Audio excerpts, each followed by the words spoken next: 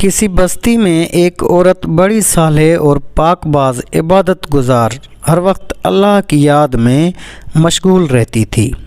اللہ پاک نے دنیا کی نعمتوں کے ساتھ دین کی دولت سے بھی خوب نوازا تھا۔ اللہ کی قدرت کہ اس کا نیک خدا ترس شوہر وفات پا گیا۔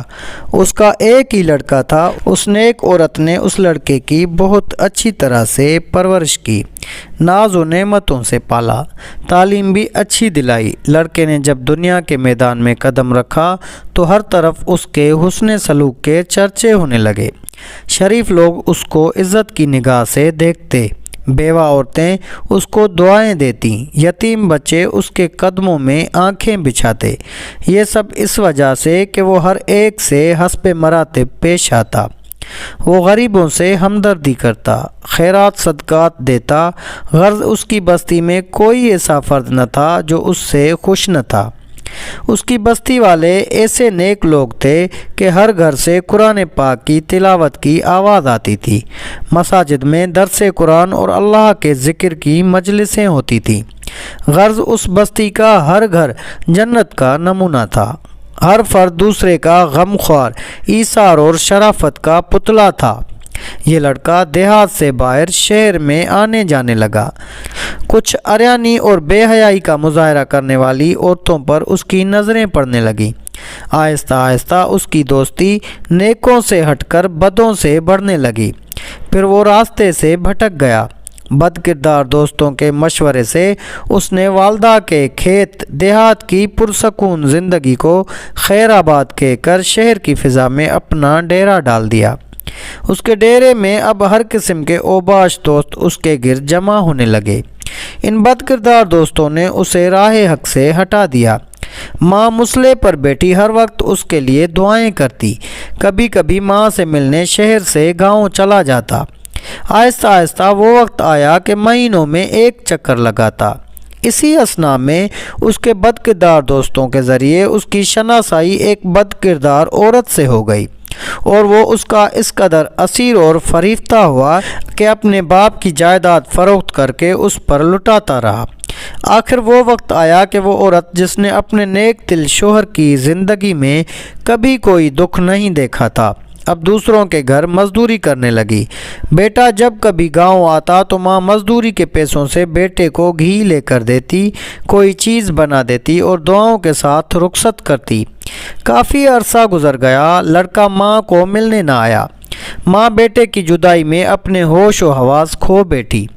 جب بھی کوئی غیر اس کے دروازے کو کھٹکھٹاتا وہ دوڑ کر دروازے پر جاتی، بے ساختہ کہتی، میرے بیٹے تم آ گئے؟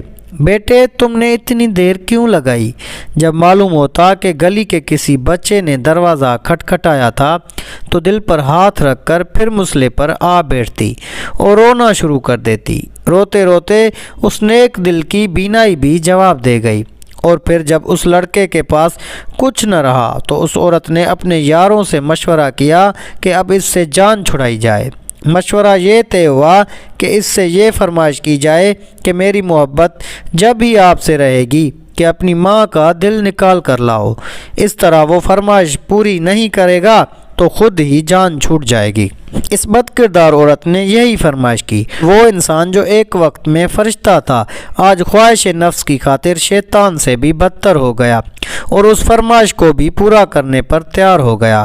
خنجر لیا، گاؤں کی طرف چل دیا۔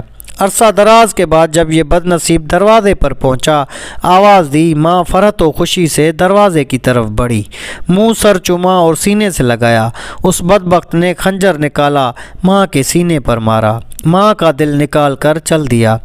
آسمان پر اندھیرا چھا گیا، اللہ کا عرش ہل گیا، فرشتوں نے دہائی دی، ظلم کی انتہا ہو گئی۔ بدکاروں کا یار بد کردار جب فاحشہ عورت کے مکان پر پہنچا، ماں کا دل اس کے سامنے کیا۔ اس عورت نے کہا، تو اپنی ماں پر ایسا ظلم کر سکتا ہے تو معلوم نہیں میرے ساتھ کیا سلوک کرے گا، اس لیے یہاں سے نکل جا۔ آنکھوں پر اندھیرا چھا گیا، گرا اور مر گیا۔ ماں کا دل ہاتھ سے چھٹا، دل اس فاحشہ عورت کے کمرے میں پڑی ہوئی چھری پر پڑا۔ ماں کا دل پھٹا، درد سے دل سے یہ نکلی صدا، بیٹا کہیں چوٹ تو نہیں لگی؟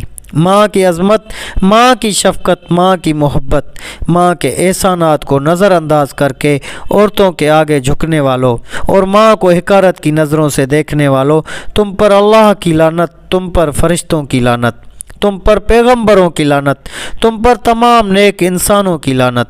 توبہ کر لو، نیکی کی راہ اختیار کر لو، ماں کے قدموں پر سر رکھ لو، اس وقت تک سر نہ اٹھاؤ جب تک وہ راضی نہ ہو جائے، چاہے تم کو موت تک سر رکھنا پڑے، رکھے رہو، نجات اسی میں ہے۔ یاد رکھیے اللہ تعالیٰ ماں باپ کے نافرمان اور بے ادب کی کسی بھی نیکی اور انصاف کو قبول نہیں فرمائے گا، لیکن اگر وہ توبہ کرے اللہ سے اور اپنی ماں کے ساتھ اچھا سلوک کرے، ہر وقت اس کو راضی اور خوش رکھنے کی جستجو میں رہے، تو پھر اللہ پاک معاف فرما دے گا، کیونکہ اللہ پاک کی رضا ماں کی رضا میں ہے اور اللہ پاک کی ناراضگی ماں کی ناراضگی میں ہے۔ اللہ تعالی ہم کو اپنی رضا کی توفیق عطا فرمائے اور ہمیں اپنی ناراضگی سے بچائے، آمین یا رب العالمین۔